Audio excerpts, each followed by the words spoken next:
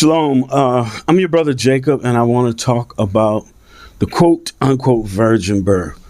A virgin is merely an adult woman. That's all that means.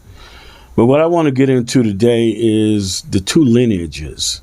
You have a lineage in Luke chapter 3, and then you have a lineage in Matthew chapter 1. That's what I want to touch on. Now, this is an esoteric understanding. Not many people understand this. You have, when you get into the brass tacks of this, you're going to have a doctrine about Jeconiah.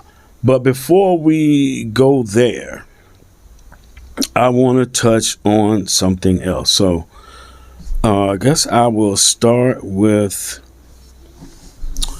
2 Samuel chapter 7.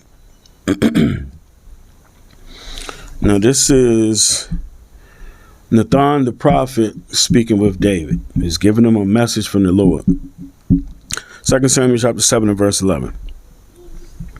And as since the time that I commanded judges to be over my people Israel, and have caused thee to rest from all thine enemies, also the Lord telleth thee that he will make thee an house.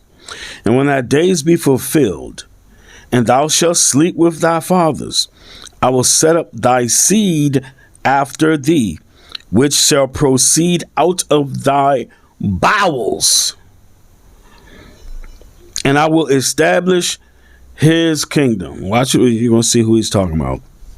Verse 13, he shall build an house for my name, and I will establish the throne of his kingdom forever. This is Solomon. When you go to 1 Kings 7 and 1 Kings 8, Samuel builds his house and he builds the house for the Lord. So David was king and Solomon, his son, was king. Let me continue. Verse 14, I will be his father and he shall be my son. If he commit iniquity, I will chasten him with the rod of men and with the stripes of the children of men. Verse 16, and thine house and thy kingdom shall be established before thee. Thy throne shall be established forever. Now, let's go to 1 Chronicles chapter 2. Let me show you what's going on. Not chapter 2, 1 Chronicles chapter 3 and verse 1. Now these were the sons of David, which were born unto him in Hebron. The firstborn Ammon and Ahinoam, the Jezreelites. The second Daniel of Abigail, the Carmelitess. Now I'm going to jump to verse 5.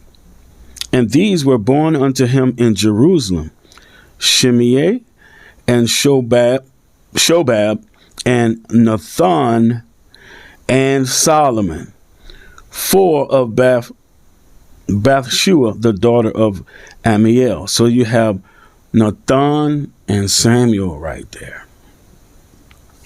Not Solomon, I'm sorry. You have Nathan and Solomon right there. Nathan and Solomon are the two players. So let me show you what I mean. Let's go to Luke chapter 3.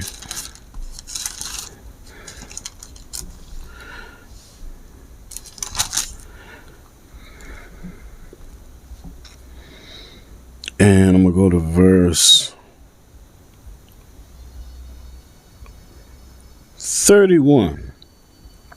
It says, which was the son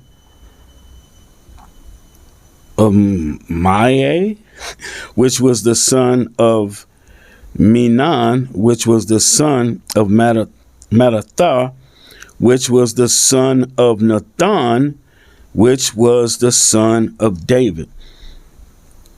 So when you start at verse 23, we know that this is the lineage that Mary comes from.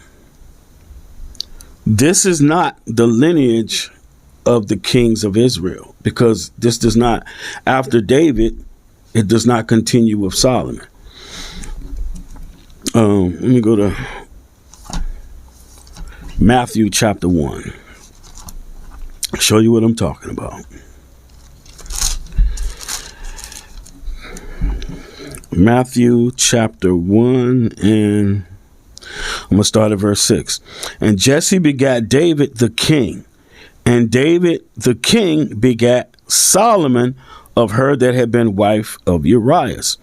And Solomon begat Rehoboam, and Rehoboam begat Abiah, and Abiah begat Asa, and Asa begat Josaphat.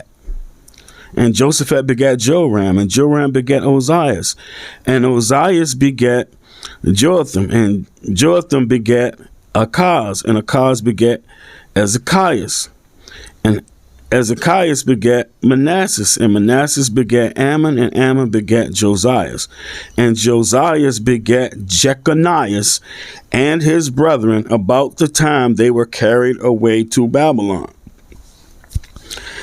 And after they were brought to Babylon, Jeconias begat Salathiel, Salathiel begat Zerubbabel.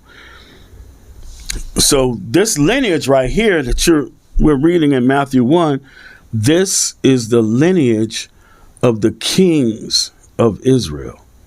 So as you continue on, if they had not been carried away captive into Babylon, the rightful heir to be king would have been Joseph. And as it should be, Joseph is the father of the Christ. He's of that lineage of the kings. Christ is the King of Kings. Now, here's where the Christian apologists and others might interject right here. This is what they do. They'll go to Jeremiah chapter 22. It's called the curse of Jeconiah.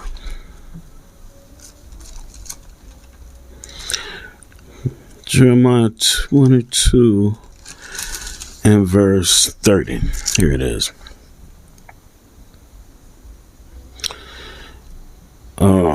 It reads, Thus saith the Lord, write ye this man childless, a man that shall not prosper in his days, for no man of his seed shall prosper sitting upon the throne of David and ruling anymore in Judah. So when they read this, they say, okay, so this lineage is now cursed, so Christ can't come through this lineage. Well, I'm sorry. When you read this, it does not say sitting on the throne, ruling over all 12 tribes of Israel. It says ruling over Judah. But they will stick you right here and try to make you think that nobody of this lineage can be king over Israel. However, let's go to the next chapter. Just go down a few verses. Jeremiah chapter 23 and verse 3. And I will gather the remnant of my flock out of all the countries whither I have driven them, and will bring them again to their folds, and they shall be fruitful and increase. And I will set up shepherds over them which shall feed them, and they shall fear no more, nor be dismayed, neither shall they be lacking, saith the Lord. Verse 5, Behold, the days come, saith the Lord, that I will raise unto David a righteous branch. We know that righteous branch, you read in Zechariah too, that righteous branch is Christ. And a king shall reign and prosper, and shall execute judgment and justice in the earth. So what they think is being said in Jeremiah 22 and 30 is not actually so. It's cleared up right here, just a few verses later. In verse 6, in his days Judah shall be saved, and Israel shall dwell safely, showing you that the two nations, the two kingdoms, have to be reconciled together, and they're going to be reconciled underneath Christ. Let me finish this. And this is his name, whereby he shall be called the Lord our righteousness. So Christ had to come according to the flesh from the seed, meaning the physical seed of David, through the lineage of the kings of Israel. All this stuff about a woman having a seed is ridiculous. The woman that is talking about is the nation of Israel and her descendants. That's the seed. But this virgin, all this is a whole bunch of crazy stuff for you to believe in paganism. All this stuff go hand in hand. The Trinity and the virgin, all of this stuff, it goes back to ancient Babylon. This does not profit, like this doctrine of the virgin birth does not,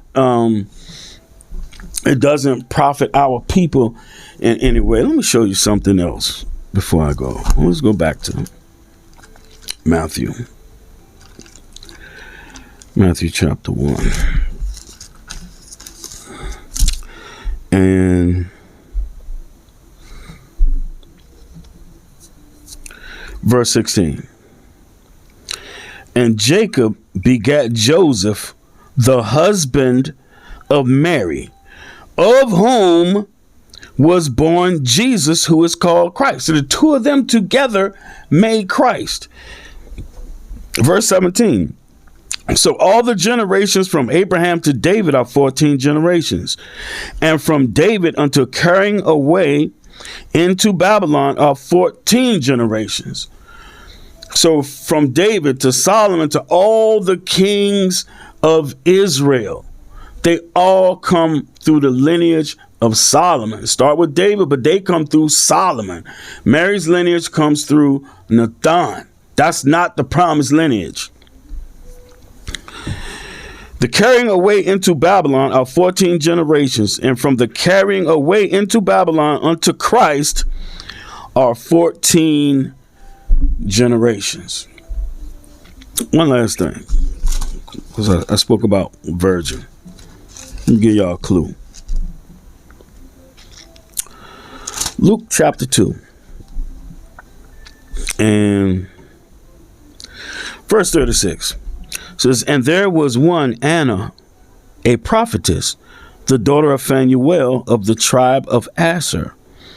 She was of great age and had lived with an husband 7 years from her virginity. Let's calculate that. So if a virgin means a woman that's never had sex, that would mean that she got married when she was 7 years old. But that isn't so. You have to be at least 20 years old. You become a virgin at 20 years old. That means that you're an adult. You can now be married. She had lived with an husband 7 years after her virginity. So when she was 27 years old is when she got married and then came together, meaning moved in, cohabitated with her husband at the age of 27. Well, as time goes, your understanding is supposed to get greater and greater in knowledge of the truth and of Christ. Stop believing in fairy tales. The Lord is very serious. The Lord does not need to perform a miracle in everything. And nowhere in the Bible does anybody say that there was going to be a miraculous birth dealing with Christ. It's not written anywhere. Nowhere. Anyway, that's my time. I'm not going to go too far into it. I'm your brother, Jacob. Shalom.